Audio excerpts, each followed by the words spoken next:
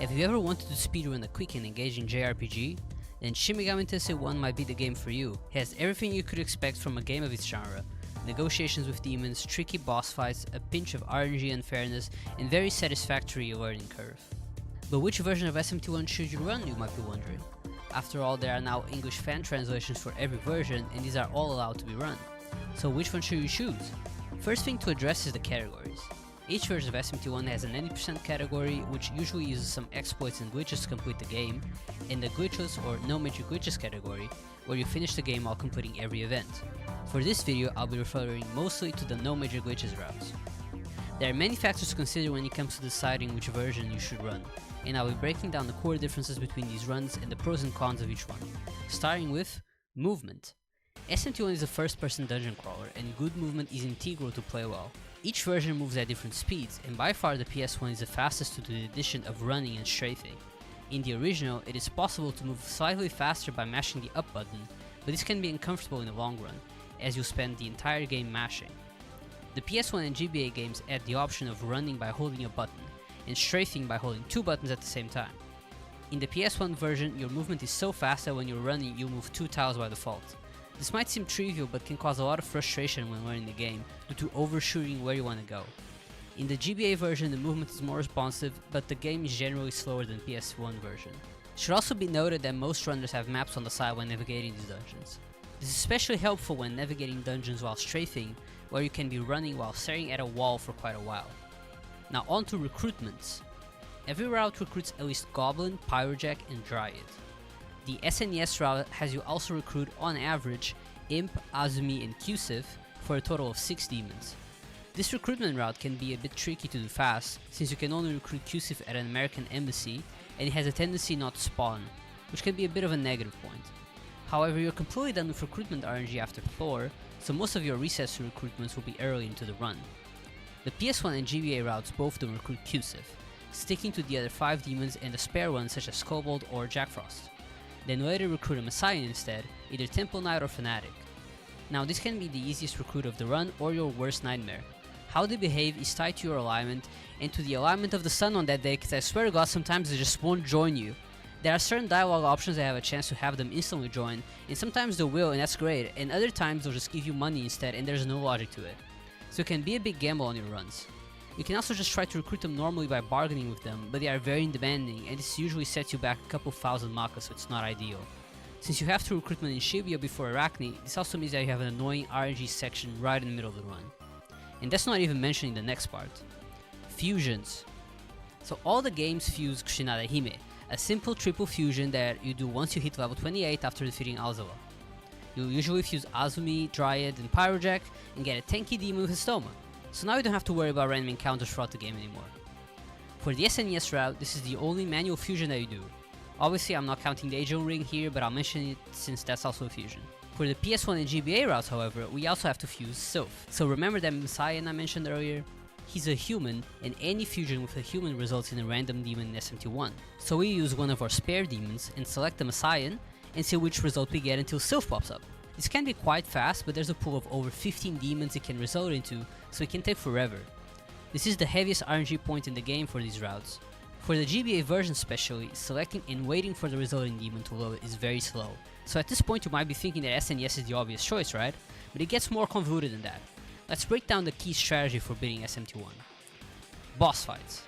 As everyone knows, in SMT1 you can stun boss fights with shock or freeze type spells, which makes them lose their turn. This is widely used in the run. You have a character that's faster than a boss fight, it uses Mavzio, hopefully doesn't miss, and you chip away at their health until they die. But the SNES route is different, for better or for worse. See, for most boss fights in the SNES speedrun, we actually use charms to inflict charm status and make them immobile or attack themselves for multiple turns. Most of you are probably wondering what charms even are. They're attack items you can buy at the Messiah Church for around 1600 yen or 160 maka, and as the name implies, inflict charm. Once you use them, there's a chance of the item landing, which is heavily dependent on your intelligence and luck status, and then the boss fight can stay charmed for multiple turns. In the best case scenario, until they die. We use charms for most fights in the game, and given that in the SNES version you don't have auto repeat, this is when autoing it repeats your previously set actions, this is by far the fastest way of killing them. But what happens when the charm wears out, or if it doesn't hit? This is where the RNG comes in. The charm route is perfect if everything goes well, but it usually doesn't. If the charm wears out or doesn't work, you'll likely have demons die during the battle, which will take some time to recover from, if you're lucky enough to not just get killed right away. It's a highly rewarding route to execute when all goes well, but very bittersweet when you're fighting Echidna and she poisons herself, and then now you can't charm her anymore and it's over. So what about the PS1 and GBA routes? After recruiting Azumi, we use its Zio to stun Thor, Red Phantom, and Zenki and Goki, and as long as he doesn't miss or get killed, the fights are consistent. And then, well, remember Sylph? Sylph has 23 speed, which is an absurd amount for a level 25 demon, and Mazio, so we can stun demons like Arachne, which is also freakishly fast. And we get through her that way. After we access Ginza, we can buy Zionga stones from the junk store and throw them with one of the humans, which removes the risk of the attack missing. This makes the fight much safer, and especially after you fuse the Hinokagutsushi, you're basically guaranteed to win. Which, speaking of, equipment. We fuse Sylph and get the Kusanagi no Tsurugi in Shinagawa, and then exchange gems for an Undyne and Salamander to fuse the Hinokagutsushi. This is one of the strongest swords in the game, and despite having to watch the fusing animations being very annoying, it makes all the fights afterwards a breeze. But we don't fuse Sylph in the SNES route, so what do we do instead?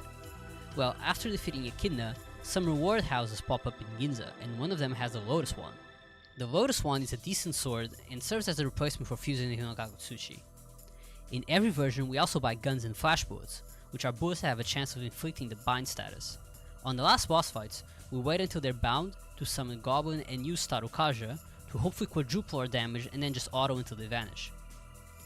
So what even are the differences between the PS1 and GBA routes? Well, they're definitely minor compared to the SNES route, but the first difference is difficulty. In the PS1 version, they introduced the normal and expert difficulties. Expert is the same as the SNES version and normal has a lowered encounter rate. The GBA version, however, removes these difficulties again, but is by default on normal difficulty, so the encounter rate is much lower, which is better for some sections before we have a stoma, but also worse for when we need to recruit demons and want them to spawn. The second difference is that in GBA, a stoma changed. Before, you'd use a stoma and you'd get rid of all encounters until you left the area. So if you enter Shinagawa, it'll wear out only when you trap word, try Esto, or step outside. But in GBA, it only gets rid of enemies lower level than you. So if you mess up your EXP route and end up under leveled at some point, you're in severe danger. On top of that, at the cathedral, you have to go to the junk store and buy some smoke bombs, because there's a chance of enemies spawning at the top and bottommost floors. You're not likely to die if you just use a smoke bomb to escape the battle, but it is an extra concern and not having them is basically fatal. So here's the final pros and cons for this genre. For SFC, we don't have Sylph, so that's good, we can have charms, and we don't have any unresponsive strafing, but we do need to recruit Qsif, we do have to use charms, and we have to mash for movement. For PS1, it helps that we can hold A to mash the text and makes the test way easier to go by, and the gameplay in general is the fastest of all versions, but you do have to fuse Sylph. And for GBA, it has the fastest auto battles of any game, so battles go by really fast. It has the best strafing, most responsive by far, and it has lower encounter rate, but Stoma is worse, the menus can be slow, and you still have to fuse Sylph. So which one should you pick? Ultimately, it's up to you.